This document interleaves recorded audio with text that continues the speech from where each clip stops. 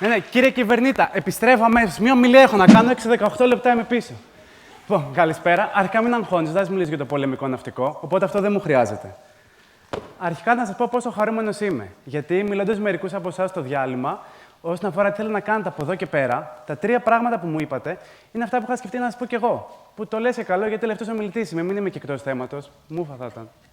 Μου είπατε λοιπόν πως μετά τις σπουδές, περισσότερο από εσάς σκέφτεστε είτε να βρείτε κάποια δουλειά, στην Ελλάδα 2015 είμαστε, δεν είναι κάτι δύσκολο, ή να προχωρήσετε σε περαιτέρω εκπαίδευση με κάποιο μεταπτυχιακό ίσως, ή τρίτον, να δημιουργήσετε το δικό σου ανεξάρτητο μονοπάτι.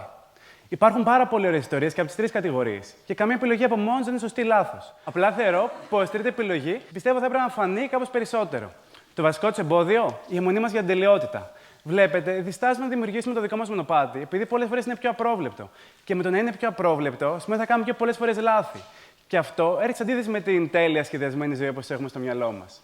Οι Ιάπωνες, μάλιστα, έχουν μια φράση γι' αυτό. Wabi-sabi. Το wabi-sabi συμβολίζει την τέχνη της ατέλειας. Οτιδήποτε είναι ολοκλήρωτο, γιατί εμπεριέχει τη λαχτάρα να τελειοποιήσουμε τον εαυτό μας. Γι' αυτό θα σας μιλήσω κι εγώ σήμερα. Ονομάζομαι Ηλιαρέσκος Κωνσταπάνος, είμαι 24 χρονών και προέρχομαι από ένα άλλο υπέροχο νησί, αυτό της Κέρκυρας. Σήμερα μαζί θα μάθουμε να ισορροπούμε ανήσυχα το δρόμο της ατέλειας. Αρχικά, γιατί να κάνεις κάτι δικό σου. Εσύ αποφασίζεις τι θα κάνεις και πώς θα το κάνεις. Έπειτα, είναι η κυριότητα και το αποτέλεσμα. Είτε είναι θετικό είτε είναι αρνητικό, είναι καθαρά δική σου ευθύνη. Στη συνέχεια, είναι η κυριότητα του χρόνου σου. Εσύ αποφασίζεις το άμα θα σηκώσεις από το κρεβάτι, το τι θα κάνεις και άμα θα το συνεχίσεις. Και τέλος, αυτό που δεν λένε πολλοί, είναι αυτές οι σκληρές αποφάσεις που σε οριμάζουν απότομα. Και ωραία, ας πούμε ότι θέλω να περπατήσετε αυτό το μονοπάτι της ατέλειας. Τι χρειάζεται να έχετε μαζί σας, τι εφόδια πρέπει να έχετε μαζί σας ή τι ικανότητες πιο σωστά. Αυτές οι ικανότητες είναι αυτά που θα μοιραστώ μαζί σας σήμερα. Πρώτα απ' όλα είναι το start to act. Η ικανότητα του να μην μένει στα λόγια, αλλά να περνά στην πράξη. Έπειτα είναι το extra mile, το πώς θα κάνεις το ένα βήμα παραπάνω για να ξεχωρίσεις μέσω της δημιουργικότητας και της ανησυχίας. Και τρίτον, το ταπεραμέντο. Πώς θα δέσουν όλα αυτά μαζί για να καταλήξεις κάπου που να θέλεις. Και ας πούμε ότι σας έπεισα. Θέλω να κάνετε κάτι δικό σας. Τι θα κάνετε όμως. Για να ξεκινήσει ένα ταξίδι, χρειάζεται πάντα ένα πρώτο βήμα. Και το πρώτο βήμα, για να επιλέξετε το δικό σας μονοπάτι, είναι να βρείτε τι είναι αυτό που σας χαρακτηρίζει προσωπικά. Για να το βρείτε αυτό, χρειάζεται κάποια κλειδιά. Το πρώτο κλειδί είναι ο θείος ο Παύλος. Είναι αυτός ο θείος που τον βλέπεις σε κάθε οικογενειακό τραπέζι, μια φορά το χρόνο, και σε ρωτάει, εσύ παιδί μου, τι θες να γίνεις να μεγαλώσεις. Οπότε σας ρωτάω κι εγώ, τι σας άρεσε να κάνετε όταν ήσασταν μικροί. Σκεφτείτε. Αυτό που έχετε πιθανόν στο μυαλό σας να μην συνδέεται άμεσα με την πραγματικότητα, αλλά το βαθύτερο κίνητρο το κάνει. Ας πούμε, για παράδειγμα, από κάποιος από εσάς, ένα παιδί και στην τρίτη σειρά, θέλει να γίνει πυροσβέστης. Τι σημαίνει πυροσβέστης για αυτόν. Είναι αυτή η λαχτάρα του να φορά στολή, ανεβαίνει πάνω στο πυροσβεστικό και να κάνει ιου-ιου, ή μήπως είναι ένας καλός άνθρωπος που του αρέσει να βοηθάει ανθρώπους από απόγνωση. Πιστέψτε με, ίσως εκείνη την περίοδο ξέραμε πολλά περισσότερα πράγματα για εμάς από ότι τώρα. Το δεύτερο κλειδί, στο να βρείτε ξανά το δικό σου εξάρτητο μονοπάτι, είναι να σκεφτείτε ποια πράγματα σας κάνουν χαρούμενους, ποιες δουλειές σας ελκύουν. Εμένα, για παράδειγμα, από όταν ήμουν μικρός, μου άρεσαν δύο πράγματα: τα events και ο εθελοντισμός. Μάλιστα, το αστείο είναι πως για μένα ο εθελοντισμός ουσιαστικά ξεκίνησε από αυτό το νησί, τη Σύρο. Πήγε το καλοκαίρι του 2001 με την πρώτη μεγάλη κατασκήνωση ως Λυκόπουλο. Ένα από τα παιδάκια είμαι. Και να είμαι πάλι εδώ. Ήταν αστείο. Από τότε μέχρι σήμερα, όσο ήμουν περισσότερο με τα events και τον εθελοντισμό, ανακάλυψα δύο προβλήματα. Απ' τη μία, πως πάρα πολλά events είχαν ανάγκη από εθελοντές, είτε και δεν μπορούσαν να βρουν την κατάλληλη ποσότητα, την κατάλληλη ποιότητα εθελοντών, γιατί δεν είχαν κάποιον εκπαιδευμένο υπεύθυνο ή κάποιο συγκεκριμένο πλάνο δράσης. Και απ' την άλλη, πάρα πολλοί νέοι, όπως πιθανόν κάποιοι από εσάς εδώ πέρα, να θέλουν να ασχοληθούν με τα event αυτά, αλλά να μην ξέρουν το πώς. Σε ποιον να στείλουν email, πού να απευθυνθούν, πότε να απευθυνθούν. Έτσι, συνδέοντας αυτά τα δύο προβλήματα, αλλά και τα δύο μου πάθη, των events και του εθελοντισμού, δημιουργήθηκε η Glovo. Η Glovo είναι μια πλατφόρμα εθελοντών που συνδέει τον κατάλληλο εθελοντή με τον άλογο event, βάζει διαθεσιμότητες και των ενδιαφερόντων του. Με απότερο κίνητρο την κινητοποίηση των νέων και θετικό αντίκτυπο στην κοινωνία. Δηλαδή, για να καταλάβω. Εσύ μας λες τώρα να κάνουμε κάτι δικό μας. Καλά, τρελός είσαι, δεν βλέπεις τι γίνεται. Οικονομική κρίση. Αβεβαιότητα. Δεν θα πρέπει να περιμένουμε λίγο. Ωραία όλα αυτά που λες, τα καταλαβαίνω. Αλλά και θες να κάνουμε. Να κάτσουμε έτσι με σταυρωμένα τα χέρια. Πάμε. Πιστεύεις μπορούμε να αλλάξουμε πολλά πράγματα έτσι? Όχι. Όταν σας λένε τα πράγματα γίνονται καλύτερα στο μέλλον, δεν σημαίνει κάτσε και περίμενα να τα κάνουν οι άλλοι για εσάς. Σημαίνει εσείς τώρα πρέπει να τα κάνετε για να βρουν οι άλλοι στη συνέχεια. Αυτό κάναμε στην Glovo και την Glovo for All και πιστέψτε με, λειτουργεί. Δεν φαντάζεστε πόσα πολλά πράγματα μπορεί να πετύχει μια παρέα ανθρώπων όταν μοιράζονται το ίδιο όραμα και τον ίδιο στόχο. Και 2,5 χρόνια μετά, όταν με ρωτάνε αν περίμενα αυτήν την επιτυχία, η απάντηση είναι προφανώς και όχι. Αλλά νομίζω έτσι πάει η ιστορία. Ξεκινάς από κάτι μικρό, εστιάζεις τη δουλειά σου και μετά δεν ξέρεις που μπορεί να εξελιχθεί. Μπορεί να φτάσει, για παράδειγμα, στο σημείο ο φίλος και συνεργάτης να είναι στον αέρα του BBC και να μιλάει για αυτό που φτιάξετε μαζί. Όταν σας είπα να κάνετε κάτι δικό σας, ο πρώτος λόγος που μου είπατε όχι ήταν λόγω της κρίσης. Το δεύτερο που είπαν οι περισσότεροι είχε σχέση με την ηλικία. Ήταν κάτι σε στυλ. Μα είμαι μόνο 21, πώς θα κάνω κάτι δικό μου τώρα? Είμαι ένας αρχάριος. Τι πρέπει να πάω να δουλέψω πρώτα επαγγελματικά? Όχι απαραίτητα. Και εμείς στα 21 μας φτιάξαμε την Glovo. Τι είμαστε τίποτα επαγγελματίες, ερασιτέχνες είμαστε.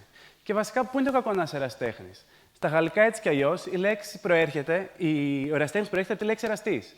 Ερασιτέχνης είναι αυτός που κάνει τη δουλειά του στο όνομα της αγάπης. Πολλές φορές, μάλιστα, έχει το πλεονέκτημα σχέση με τον επαγγελματία, επειδή έχει πολύ λιγότερα να χάσει. Όπως εσύ αυτή τη στιγμή, σε σχέση με μια εταιρεία. Ο ερασιτέχνης δεν βάζει να πειραματιστεί, να πάρει ρίσκα, να ακολουθήσει το ενστικτό του. Σε γενικές γραμμές, ο κανόνας όσον αφορά τη δράση λέει ότι αρχικά η γρήγορη επιτυχία είναι μύθος. Κανείς άνθρωπος δεν ήρθε και προσγειώθηκε πάνω στο βουνό και έμεινε εκεί. Τα βήματα γίνονται αργά-αργά. Το μόνο που μπορεί να κάνετε, να κάνουμε βασικά, είναι να κρατήσουμε την πόρτα μας ανοιχτή και να είμαστε στην συνεχή προσπάθεια. Και να περιμένουμε αυτό το μεγάλο κύμα να έρθει προς το μέρο μας. Όπως ακριβώς και στο σερφ. Πρώτα πρέπει να φας πολύ νερό μέχρι να έρθει το καλό του κύμα και να το πιάσεις. Και εφόσον είσαι εκεί, σε συνεχή προσπάθεια, όταν είναι τύχη να αλλάξει, θα γίνει. Και εκείνη τη στιγμή θα έρθει το μεγάλο κύμα προς το μέρος σου και θα το πιάσεις και πραγματικά το αίσθημα θα είναι φανταστικό. Όμως η ίδια η δουλειά και η συνεχή προσπάθεια είναι το μόνο που πρέπει να σε αφορά. Γιατί σίγουρα από το κάτι μέτριο στο κάτι καλό, η διαφορά είναι μεγάλη. Δεν τη λέγω. Αλλά η πραγματική διαφορά, που το κενό είναι τεράστιο, είναι μεταξύ του να κάνεις κάτι και του να μην κάνεις τίποτα. Εκεί η διαφορά δεν μπορεί να καλυφθεί εύκολα. Και οι Κινέζοι γι' αυτό λένε ότι η καλύτερη στιγμή να φυτέψει ένα δέντρο ήταν 20 χρόνια πριν. Η δεύτερη όμως είναι τώρα. Ναι, και είπα Κινέζοι, μια ιστορία για μένα. Όταν ήμουν 19 χρονών, είχα και τζίβες, πήγα στην Ταϊβάν, στην άλλη άκρη της γης για 3 μήνες. Και ήμουν δάσκαλος σε παιδάκια, σε ένα σχολείο. Ήταν πραγματικά φανταστικό. Ήταν μέσω του ΑΙΣΕΚ, το μεγαλύτερο φοιτητικό οργανισμό, και για μένα το μεγαλύτερο σχολείο στο να μάθω και να δρώ, να περνάω στην πράξη. Είτε όπως είπαμε, είναι start to act. Από εκεί ξεκίνησαν όλα για μένα. Γιατί ακούγεται υπέροχο μέχρι εδώ με τη δράση και τη δουλειά. Όλοι θέλουν να είναι καλοί. Και εσύ, και εσύ, και εσύ, όλοι εδώ πέρα. Λίγοι όμως είναι τεθειμένοι να κάνουμε τις θυσίες που απαιτούνται για να γίνουν σπουδαίοι. Γιατί για να πραγματοποιήσεις, για να σχεδιάσεις τον όνειρά σου, χρειάζεται το αρχιτέκτονας που έχουμε μέσα μας. Αλλά για να τα πραγματοποιήσουμε, χρειάζεται να ξυπνήσουμε και τον ιστορικό μας χτίστη. Γιατί για να μπορείς να μυρίσεις τα λουλούδια, κάποιος πρέπει πρώτα να έχει ασχοληθεί και με το ξεχορτάριασμα. Το να περάσει τη δράση είναι το πρώτο βήμα. Πώς θα πας όμως στο επόμενο? Το επόμενο, το extra mile το λεγόμενο. Εκεί που δεν υπάρχει ποτηλιάρισμα, αυτό το βηματάκι παραπάνω. Στη ζωή, οι περισσότεροι από εμάς, και εγώ πολλές φορές, κάνουμε απλά τα απολύτως απαραίτητα. Δηλαδή, αν θέλουμε να περάσουμε το μάθημα, να κρατήσουμε τις σχέσεις μας, να διατηρήσουμε τη δουλειά μας. Κάνουμε απλά τα τυπικά. Και είναι και OK τις περισσότερες φορές δεκτό. Απ' την άλλη πλευρά όμως, υπάρχει το extra mile. Είναι αυτό το βηματάκι παραπάνω που σε κάνει να ξεχωρίσεις. Είναι αυτή η έκπληξη, αυτές οι μικρές λεπτομέρειες που δεν περιμένει κανείς και κάνουν τη διαφορά. Τώρα, για να το καταλάβουμε αυτό, πάμε να κάνουμε μια άσκηση. Είναι επιτέλους η στιγμή που θα ανοίξετε αυτούς τους φακέλους που έχετε μαζί σας στην τσάντα από το πρωί και με ρωτάτε τι είναι αυτοί οι φάκελοι. Λίγο φώτα για να τις βρούνε. Θα χρειαστεί και ένα μολύβι που σας έχει δώσει στο TEDx. Λοιπόν, ο φάκελος αυτός περιέχει ένα χαρτί, όπως αυτό που βλέπετε στη διαφάνεια, καθώς και κάτι καραμελίτσες και ένα αυτοκόλλητο, γιατί άμα δεν σας αρέσει η άσκηση, να με συμπαθήσετε για αυτά τουλάχιστον. Θέλω να πάτε στο πρώτο κουτάκι πάνω αριστερά και αυτό που έχει να κάνετε είναι να σχεδιάσετε ένα σπίτι, ένα απλό σπιτάκι.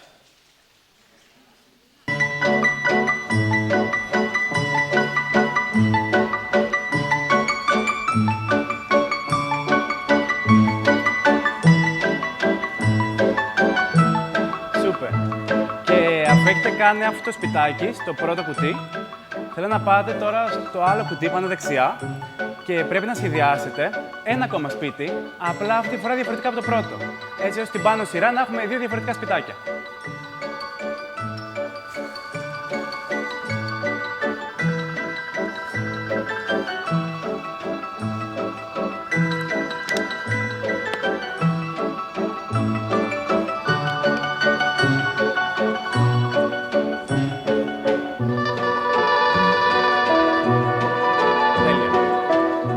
Πάμε στην από κάτω σειρά, στο κάτω αριστερά κουτάκι και μαντέψτε τι έχουμε να κάνουμε. Αυτή τη φορά πρέπει να κάνετε ένα ακόμα σπίτι. Απλά αυτή τη φορά διαφορετικά από τα πρώτα δύο. Έτσι ώστε να έχετε 3 διαφορετικά σπιτάκια στο χαρτί σας.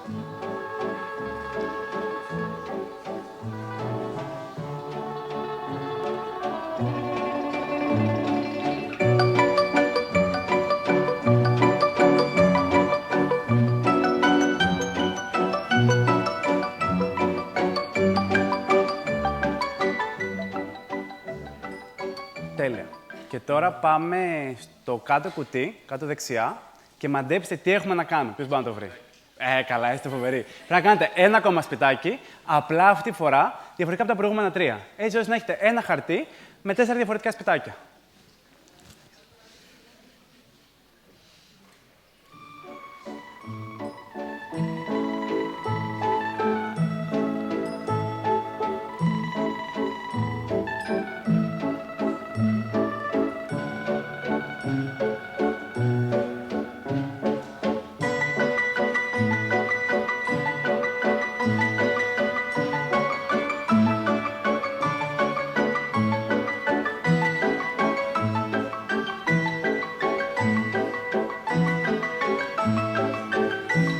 Ωραία. Τώρα θέλω να δείτε το χαρτί αυτό και να μου πείτε ποια σπιτάκια είναι πιο δημιουργικά, πιο καινοτόμα. Τα πάνω δύο ή τα κάτω δύο? Αν τα κάτω δύο, μπας σηκώσει τα χαρτιά. Τα κάτω δύο. Αν τα κάτω δύο. Φανταστικά. Αυτό ακριβώς εννοώ κι εγώ. Ο ανθρώπινος εγκέφαλος, βλέπετε, έχει μια ιδιότητα. Όταν έχει ένα πρόβλημα, επιλέγει πάντα την πιο απλή λύση. Επιλέγει πάντα τον πιο σύντομο δρόμο. Απ' την άλλη πλευρά, αν θες όμως να κάνεις το κάτι διαφορετικό, το κάτι παραπάνω, υπάρχει το λεγόμενο extra mile. Είναι και θα κάνεις το βηματάκι παραπάνω, αυτή η λεπτομέρεια που θα κάνει διαφορά. Και ρωτάω και εσάς, θέλετε να κάνετε πάντα το πιο απλό, αυτό που θα κάνουν και όλοι οι άλλοι, ή κάτι διαφορετικό, κάτι μοναδικό, κάτι που θα χαρακτηρίζει εσάς? Η μία πλευρά του extra mile έχει σχέση με τη δημιουργικότητα. Η άλλη πλευρά όμως έχει μια σχέση με ανησυχία. Ανησυχία με την καλή έννοια. Μία από τις φράσεις που με έχουν χαρακτηρίσει περισσότερο ήταν του Σέξπιρ, ο οποίος είχε πει: ο μεγαλύτερος εχθρός του ανθρώπου είναι η σιγουριά. Δείτε για παράδειγμα την Ελλάδα, που όλα τα προηγούμενα χρόνια νιώθαμε σίγουροι για αυτά που είχαμε και δεν προσπαθούσαμε για το κάτι παραπάνω. Και πώς τα τελευταία 5 χρόνια, εν μέσω κρίσης, το πόσα καινούργια καινοτόμα project έχουν ξεκινήσει. Έτσι ακριβώς και στην Glovo. Για ένα μεγάλο διάστημα νιώθαμε σίγουροι για αυτό που κάναμε, για το όλο project. Έως ότου φάγαμε μια μεγάλη σφαλιάρα από ένα event που θέλαμε και αυτό μας έκανε και αναθεωρήσαμε. Και έτσι φτιάξαμε ένα καινούργιο πλάνο δράσης που συνδυάζαμε events με κοινωνικές δράσεις. Με αποτέλεσμα να αυξήσει και το δικό μας έργο, αλλά και το κοινωνικό μας αντίκτυπο 2 επίπεδα πιο πάνω. Η δημιουργική ζωή όμως έχει σχέση με την αλλαγή. Είναι να μην φοβάσαι να αλλάξεις, να προχωράς μπροστά, να παίρνεις ρίσκα. Το πραγματικό ρίσκο είναι να μην αλλάζεις. Όπως ακούσατε προηγουμένως, αυτή την περίοδο κάνω τη στρατιωτική μου θητεία. Και είχε γίνει το εξής. Σε ένα στρατόπεδο, όχι πολύ μακριά από το δικό μου, τα παιδιά βγάζαν τις βάρδιες για όλο το υπόλοιπο στρατόπεδο. Και τα άτομα δεν τους φτάνανε.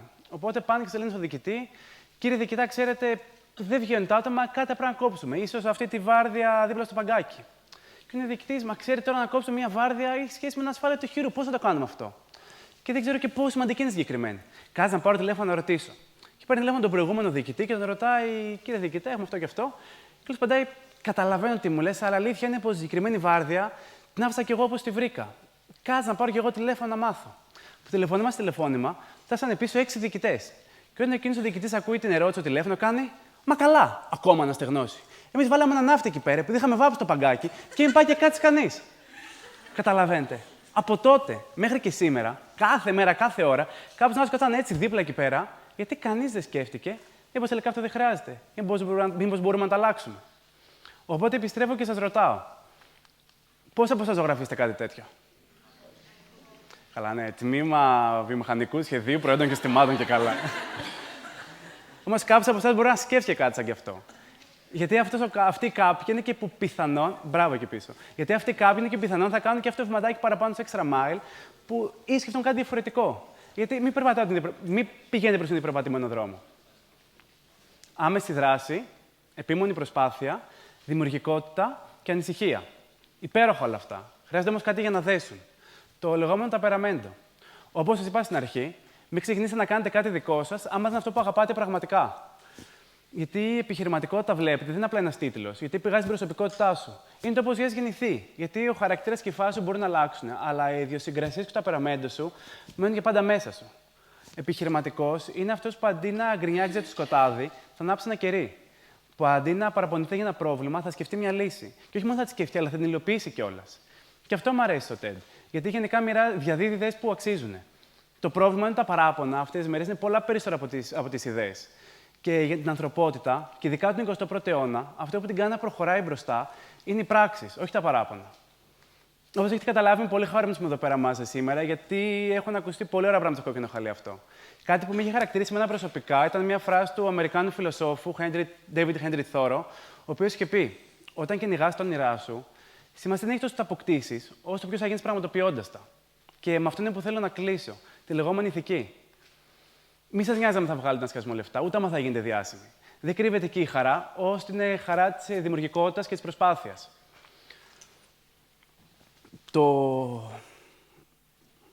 Ώστε χαρά δημιουργικότητας και της προσπάθειας.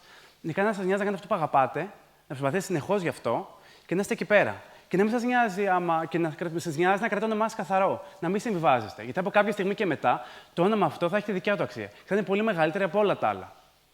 Και μια σημείωση. Το τι είναι σπουδαίο για τον καθένα μας είναι τελείως υποκειμενικό. Για άλλο είναι σπουδαίο να φτιάξει καινούργια Google. Για άλλο να καλύψει το φάρμακο για τον καρκίνο. Για άλλο να κάνει ένα παιδί. Επίσης, πρέπει να είναι σεβαστό και σπουδαίο ότι κάποιος μπορεί να θέλει να μην κάνει τίποτα σπουδαίο. Πρέπει να το σεβαστούμε κι αυτό. Ανήσυχο στον δρόμο της ατέλειας.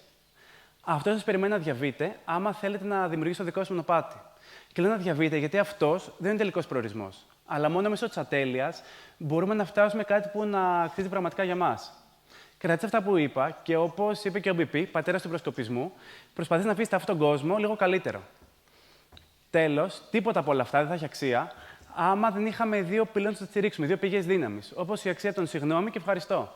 Έτσι κι εγώ θέλω να πω ένα πάρα πολύ μεγάλο ευχαριστώ στους ανθρώπους, αλλά και τα βιβλία που με βοήθησαν να γίνω αυτός που είμαι και που με στήριξαν για την ομιλία αυτή. Καθώς και ένα συγγνώμη και σε εσάς που με ανοιχτήκατε αυτά τα 18 λεπτά και ακούσατε τι είχα να σας πω. Ευχαριστώ πολύ όλους. Καλή συνέχεια.